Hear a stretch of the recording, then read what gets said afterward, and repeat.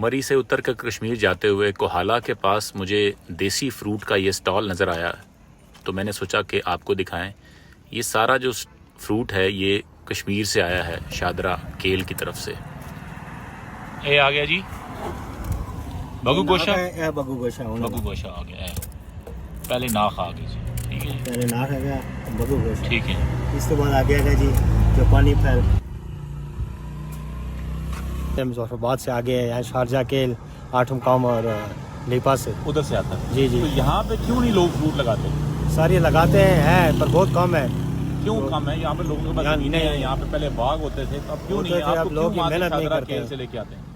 मेहनत नहीं करते आप लोग यहाँ। मेहनत नहीं करते जी जी तो लोगों को क्या कहेंगे कि बाग लगाएं? लोग यहाँ जी, पे जी। फल बाजार से खरीद के खाते हैं, जी जी सारा सामान पिंडी से आता है। आपके पास इतने खूबसूरत पहाड़ हैं, इतना सारा जनाब मौसम है, बारिश है, पानी है, हर चीज़ है, लेकिन फल नहीं है।